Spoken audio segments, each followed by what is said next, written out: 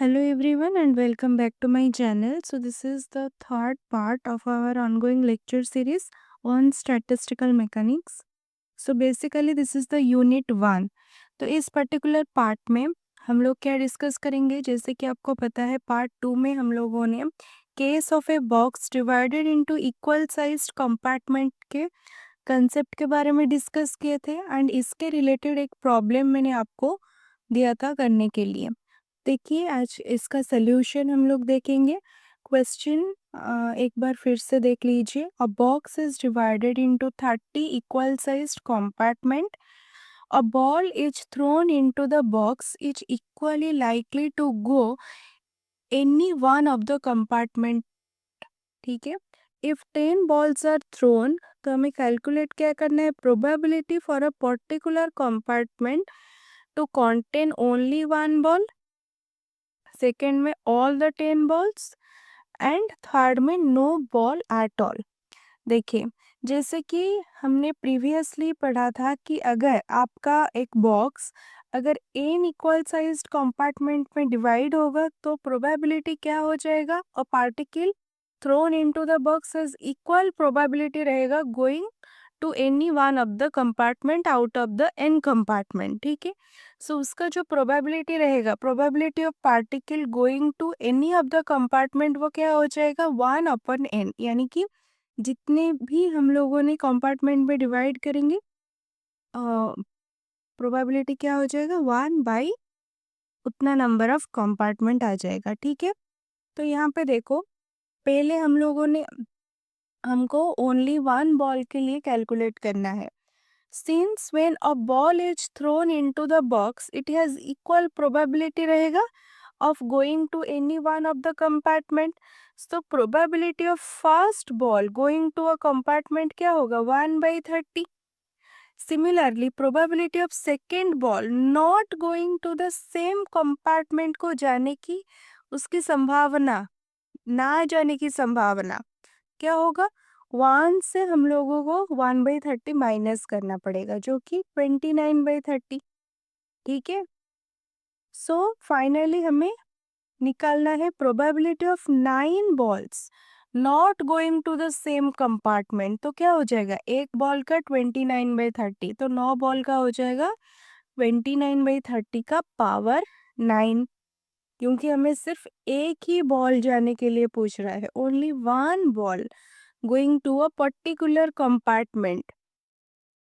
ठीक है, सेकेंड में आपको पूछ रहा है all the 10 balls, all the 10 balls के लिए क्या हो जाएगा, देखो तो फाइनली जब हम कैलकुलेट करेंगे कि probability of 9 balls not going to the same compartment आपका आ गया 29/30, उसका power 9, hence probability of a ball, एक ball going to a particular compartment क्या हो जाएगा, एक बॉल का प्रोबेबिलिटी जाने का प्रोबेबिलिटी एंड 9 बॉल ना जाने का प्रोबेबिलिटी उसी सेम कंपार्टमेंट में।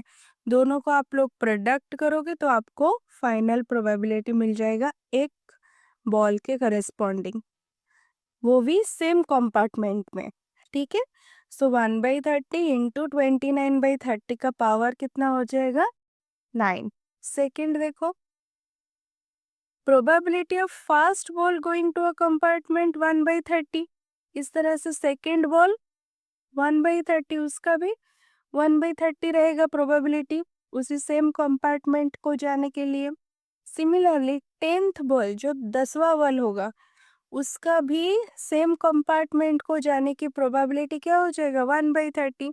इसका मतलब कि probability of all the 10 balls going to same compartment वो क्या होगा 1/30 का पावर 10। ओके, 1/30 का पावर 10। एंड थर्ड में आपको क्या पूछ रहा है कि नो बॉल एट ऑल, एक भी बॉल नहीं रहेगा। ठीक है, तो देखो probability of first ball not going to 9 compartment, ना जाने की जो प्रोबेबिलिटी है वो क्या है 29/30। तो सेकेंड बॉल ना जाने की प्रोबेबिलिटी भी क्या होगा 29/30। थर्ड बॉल भी ना जाने की प्रोबेबिलिटी क्या होगा सेम कंपार्टमेंट में 29/30। इसी तरह से जो 10वां बॉल होगा 10th बॉल, वो ना जाने की प्रोबेबिलिटी क्या होगा सेम कंपार्टमेंट में 29/30, यानी कि hence the probability that all the balls to miss a particular compartment वो क्या हो जाएगा 29/30 का पावर 10, क्योंकि नो बॉल एट ऑल हमें क्वेश्चन में दिया गया है, यानी कि एक भी बॉल ना जाने की प्रोबेबिलिटी हमें कैलकुलेट करना है। ठीक है, सो ये आपका कंसेप्ट हो गया एंड उसके रिलेटेड प्रॉब्लम भी हमने कर दिया। उसके बाद जो इम्पोर्टेंट कंसेप्ट आएगा that is about your permutation and combination. Okay, so देखेंगे अब हम परम्यूटेशन एंड कॉम्बिनेशन क्या है। देखो, permutations are called arrangements basically हम लोग बोलते हैं, and combinations are called groups. Okay, so let us consider 3 different object. हमारे पास ए बी सी ऐसे करके 3 डिफरेंट ऑब्जेक्ट है। ठीक है, देन नंबर्स ऑफ परम्यूटेशन, यानी कि अगर हम अरेंजमेंट्स के बारे में बात करेंगे by taking 2 objects at a time, then हमारे पास 6 परम्यूटेशंस पॉसिबल होंगे, और we can say 6 arrangements in this particular case में होगा। कैसे? ए बी और B A. Okay, A B भी एक अरेंजमेंट है, बी ए भी एक अरेंजमेंट होगा, उसी तरह से बी सी सी बी ये भी 2 अरेंजमेंट हो गए, ए सी सी ए। इस तरह से आपका 6 पॉसिबल अरेंजमेंट होंगे in this particular case. So in permutation we take into account the order of placing of the object, यानी कि यहाँ पे हम लोग A B and B A दोनों को कंसिडर करेंगे। ठीक है, so number of permutation of n object, अगर हमारे पास इस तरह से एन ऑब्जेक्ट होंगे, यहाँ पे तो हमने 3 ऑब्जेक्ट लिया था ए बी सी, लेकिन अगर हमारे पास एन नंबर ऑफ ऑब्जेक्ट होंगे taken r at a time, then उसका जो फॉर्मूला होगा एन पी आर, उसको किस तरह से लिखेंगे? एन पी आर, जो कि फॉर्मूला क्या हो जाएगा? एन फैक्टोरियल, नीचे आ जाएगा n minus r factorial. Factorial आपको पता है कि 5 फैक्टोरियल यानी कि 5 into 4 into 3 into 2 into 1। Okay, factorial तो पता होगा। एन फैक्टोरियल का मतलब एन से लेके 1 तक, n minus 1 n minus 2 n minus 3 ऐसे करते करते 1 पे एंड होगा। ठीक है, the number of permutation of n objects taken all, अगर एन में से अगर हम टोटल एन को ही ले जाएंगे एट अ टाइम, देन क्या हो जाएगा? एन पी आर के जगह पर यहाँ पे आ जाएगा एन पी एन, तो आर को आप एन से जब रिप्लेस करोगे एन फैक्टोरियल, नीचे आ जाएगा एन माइनस एन फैक्टोरियल, यानी कि 0 फैक्टोरियल। याद रखोगे 0 factorial equals to 1, 0 factorial equals to 1, so n factorial इसका आंसर आ जाएगा। ठीक है, एन पी एन का वैल्यू कितना आएगा? N factorial. ठीक है, ओके, तो इसके रिलेटेड एक प्रॉब्लम हम लोग डिस्कस कर लेते हैं। Find the number of permutation of 4 different object by taking 3 eight a time. Okay, यहाँ पे आपको एन का वैल्यू 4 गिवन है एंड आर का वैल्यू आपको गिवन है कितना? आर आपको गिवन है 3, राइट? आर का वैल्यू आपको गिवन है कितना? 3 गिवन है। ओके, यानी कि एन पी आर का फॉर्मूला पुट करोगे 4p3, 4 फैक्टोरियल, नीचे आ जाएगा 4 माइनस 3 का फैक्टोरियल, तो फाइनली इसका आंसर आ जाएगा कितना? 24। वेरी वेरी सिंपल, बस आपको फॉर्मूला में वैल्यूज पुट करना है। नेक्स्ट देखो, combination. Combinations of 3 different object, यहाँ पे भी हम लोग 3 डिफरेंट ऑब्जेक्ट को कंसिडर करेंगे A B C by taking 2 at a time. तो यहाँ पे आप लोग याद रखोगे A B and B A ये दोनों ही एक होगा, यानी कि यहाँ पे ए बी बी ए हम 2 बार नहीं ले सकते। यहाँ पे ऑर्डर्स, आप जो ऑर्डर होगा वो नॉट टेकन इनटू अकाउंट, उसको हम कंसिडर ही नहीं करेंगे, ठीक है। So A B B C and A C, there are 3 combinations in this case possible होगा, A B B C and C A और ए सी आप लोग ले सकते हो, लेकिन दोनों आप लोग नहीं ले सकते, यानी कि ए बी अगर लोगे तो बी आपको नहीं लेना है, अगर बी ए ले रहे हो तो ए बी आप लोग नहीं ले सकते, यानी कि इसका इन दोनों का वैल्यू सेम होगा in this particular case combination में, ठीक है। So in combination the order of placing of the object are not taken into account, ठीक है, यहाँ पे ऑर्डर मैटर नहीं करता है basically. The number of combination of n different object by taking r object at a time, यानी कि वहां पे था एन टी आर, यहाँ पे आ जाएगा C, C for combination, okay. So n C r का फॉर्मूला क्या हो जाएगा, एन फैक्टोरियल नीचे आ जाएगा, देखो r factorial into n minus r factorial, ये वाला जो r factorial this is extra यहाँ पे आ जाएगा, ठीक है। और इसको आप लोग n P r by r factorial भी बोल सकते हो, और यहाँ से आपको एक रिलेशन मिल जाता है कि n P r and n C r में क्या रिलेशन है, अगर हम एन सी आर में आर फैक्टोरियल को मल्टीप्लाई करेंगे तो हमें एन पी आर यानी कि परम्यूटेशन का वैल्यू पता चल जाएगा, ठीक है। सो अगर हम r को n से रिप्लेस करेंगे, यानी कि एन सी एन का वैल्यू अगर हमें चाहिए, एन सी एन का वैल्यू क्या हो जाएगा, जस्ट r के जगह पर आपको n रिप्लेस करना है, तो 0 फैक्टोरियल जैसे कि मैंने आपको बताया था 1, तो n फैक्टोरियल अपन n फैक्टोरियल आपका कितना हो जाएगा, 1 आ जाएगा, यहाँ पे एन सी एन का वैल्यू हो गया कितना, 1, इस चीज को याद रखोगे, ठीक है। नेक्स्ट देखो,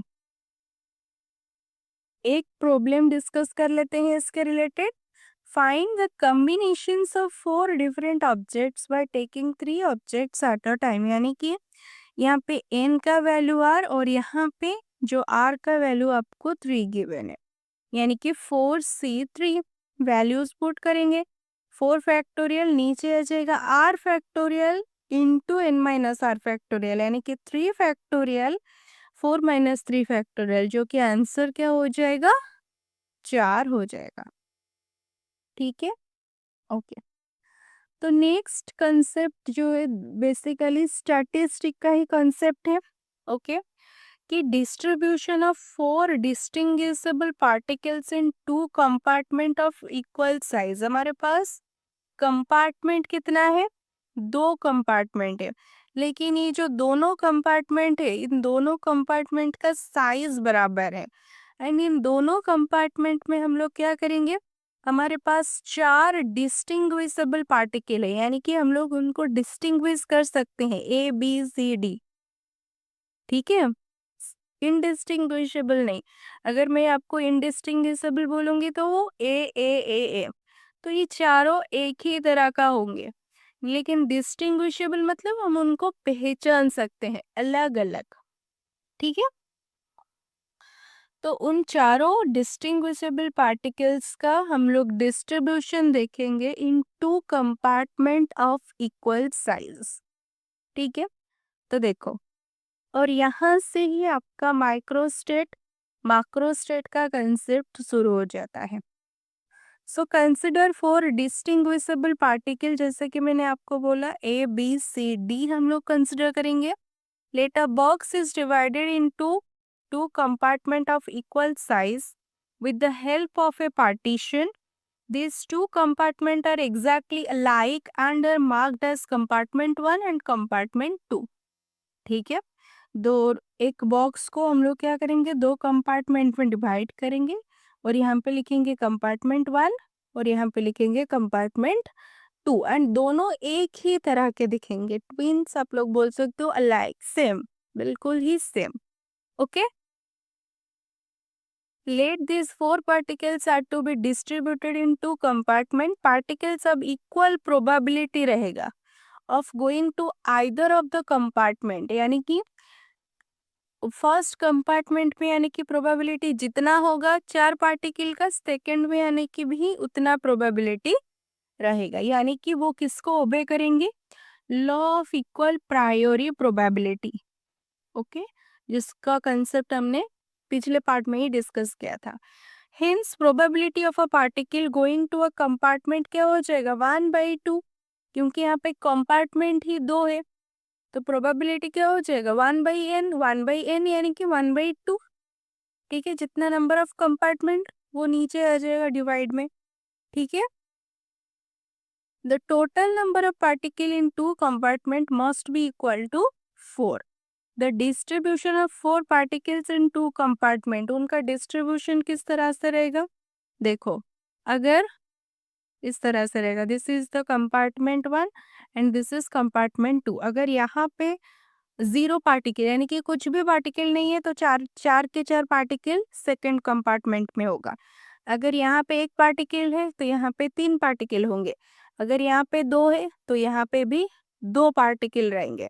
अगर यहाँ पे 3 है तो यहाँ पे 1 पार्टिकल रहेगा कंपार्टमेंट 2 में। अगर यहाँ पे 4 पार्टिकल है तो यहाँ पे 0 पार्टिकल रहेंगे, यानी कि कुछ भी नहीं। तो इनका जो डिस्ट्रीब्यूशन होगा वो कुछ इस तरह से होगा पार्टिकल्स चारों का। ठीक है, जो कि यहाँ पे लिखा गया है 0413223140। This is for compartment 1, this is for compartment 2, like this.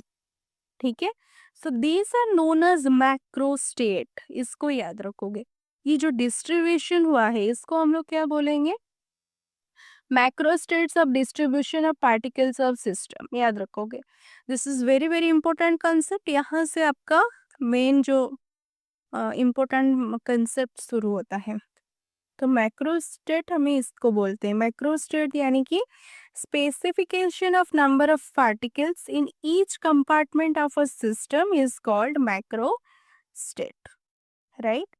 अगर हमारे पास क्या होगा, n पार्टिकल्स अगर प्रेजेंट होंगे इन जनरल, हम लोग इसका डेफिनेशन किस तरह से लिख पाएंगे, macrostate of distribution of n particles in 2 compartments of a system are क्या हो जाएगा 0n, 1, n-1, 2, n-2, इस तरह से n, 0 पे एंड होगा।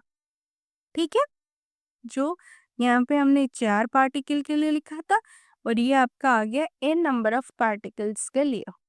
वेरी वेरी इंपॉर्टेंट, ये जो फर्स्ट वाला 0, n, सो 0 यानी कि जो फर्स्ट कंपार्टमेंट में पार्टिकल की नंबर्स को बता रहा है, n यानी कि सेकंड कंपार्टमेंट में पार्टिकल्स के नंबर को बता रहा है।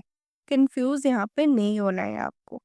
ठीक है, 0, n से शुरू होके होके लास्ट में वो बन जाएगा n, 0। ओके, यहाँ पे आपको एक एक ऐड करना है, यहाँ से एक एक आपको घटाना है, फिर से एक ऐड करना है, फिर एक घटाना है, फिर से एक ऐड करना है, फिर से एक घटाना है, ऐसे करके आपको n, 0 तक जाना है। ठीक है, एंड इन ये जो आप हमने बनाया अभी, इसको अब हम लोग क्या बोलेंगे कि मैक्रोस्टेट। ठीक है, यानी कि there are always n+1 macrostate. यहाँ पे देखो 4 पार्टिकल के लिए 1, 2, 3, 4, 5 मैक्रोस्टेट आया। 4 पार्टिकल्स के लिए there are 5 macrostates. So n particles के लिए n+1 macrostates are possible, right. Okay, hence total number of macrostate of a system having n number of particles to be distributed in 2 compartments are always one more than the number of particles of the system, that is n+1 macrostate. The number of different arrangements of a particle in a macrostate are called microstate. यानी कि ये जो arrangements हम लोगों ने अभी देखा, ये जो अरेंजमेंट्स डिफरेंट डिफरेंट अरेंजमेंट्स, इसको हम लोग क्या बोलेंगे, microstate.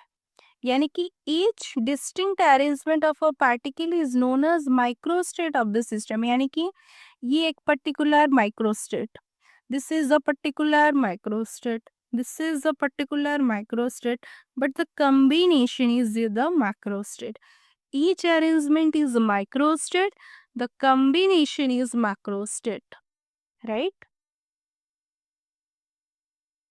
So in a given macrostate there can be number of microstate, जिसको हम लोग बोल सकते हैं थर्मोडायनामिक प्रोबेबिलिटी और frequency of microstate, and generally उसको हम लोग W से रिप्रेजेंट करते हैं।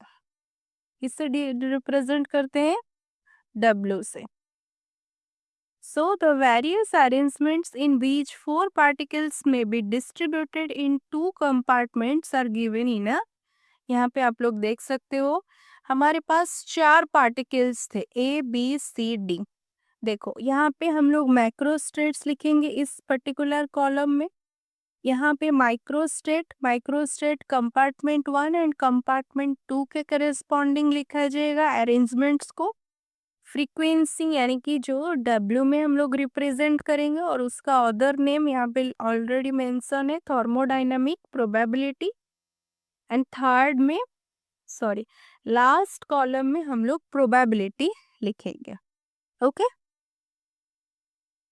तो देखो, तो बेसिकली अगर हम मैक्रोस्टेट 40 मैक्रोस्टेट के बारे में बात करेंगे तो कंपार्टमेंट 1 में तो ABCD 4 पार्टिकल्स आ गए, लेकिन कंपार्टमेंट 0 में there is no particles at all, यानी कि इसका जो फ्रीक्वेंसी है वो 1 होगा, यानी कि 1/16। फ्रीक्वेंसी क्या हो जाएगा? 1/16, यानी कि n स्क्वायर यानी कि 4 का स्क्वायर 16। ठीक है, नेक्स्ट 3,1 3 यानी कि यहाँ पे जो अरेंजमेंट्स होंगे वो 3 का अरेंजमेंट होगा, बाकी एक को कंपार्टमेंट 2 को जाना पड़ेगा। यानी कि अगर मैं यहाँ पे ABC लिखूंगी तो D आपका कंपार्टमेंट 2 में चला जाएगा, ABD लिखेंगे तो C चला जाएगा। इस तरह से यहाँ पे जो फ्रीक्वेंसी होगा वो 4 पॉसिबल है, यानी कि 4/16। 2 में क्या होगा? अगर ये AB यहाँ पे होगा तो CD कंपार्टमेंट 2 में रहेगा, AC अगर कंपार्टमेंट 1 में रहेगा तो BD 2 में रहेगा। यानी कि यहाँ पे 1 2 3 4 5 6 ऐसे करके 6 अरेंजमेंट्स आर पॉसिबल। 6/16।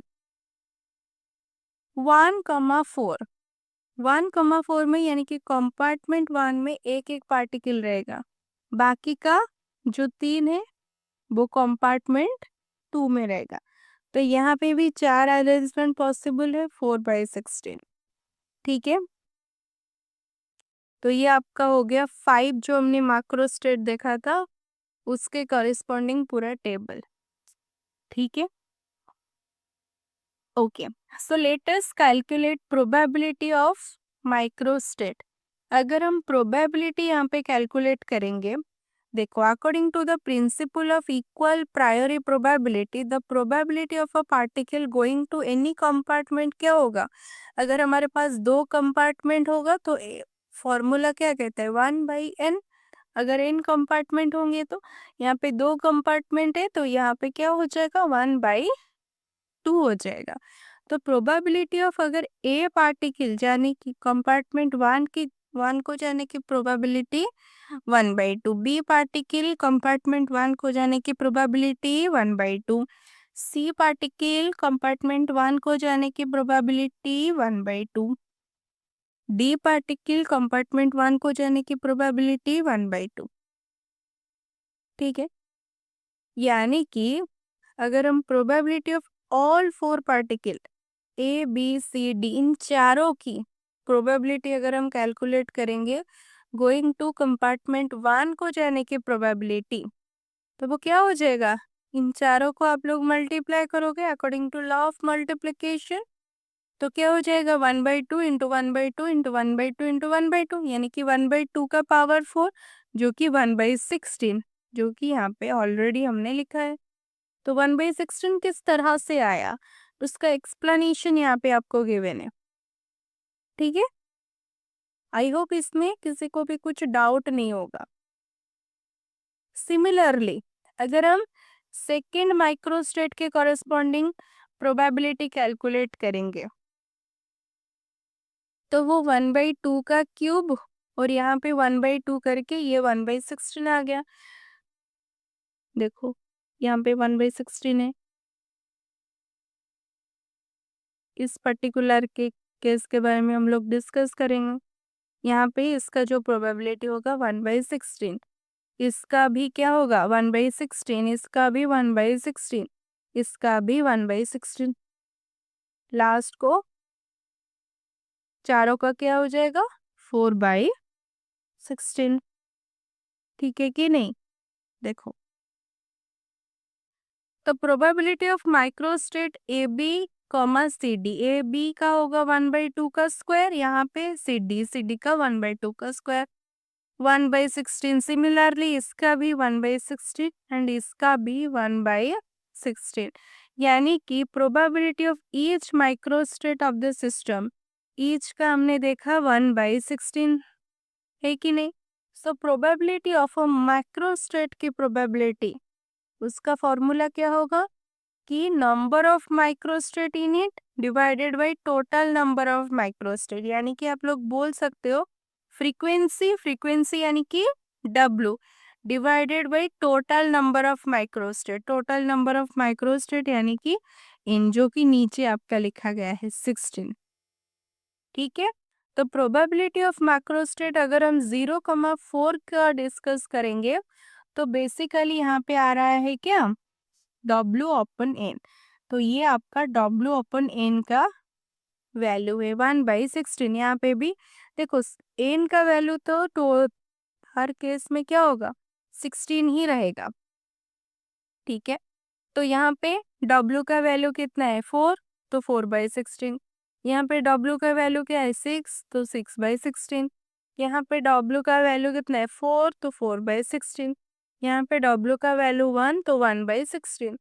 तो जो प्रोबेबिलिटी का formula in this particular case किस तरह से आ रहा है, जितना भी फ्रीक्वेंसी है अरेंजमेंट का, नीचे आपका आ जाएगा टोटल नंबर ऑफ क्या टोटल नंबर ऑफ माइक्रोस्टेट्स 16। ठीक है, सो यहाँ पे कॉरेस्पॉन्डिंग जो मैंने अभी आपको बताया वो लिखा गया है। ठीक है, ओके। नेक्स्ट जो कॉन्सेप्ट आ रहा है that is about microstate, macrostate and thermodynamic probability of a system of particle।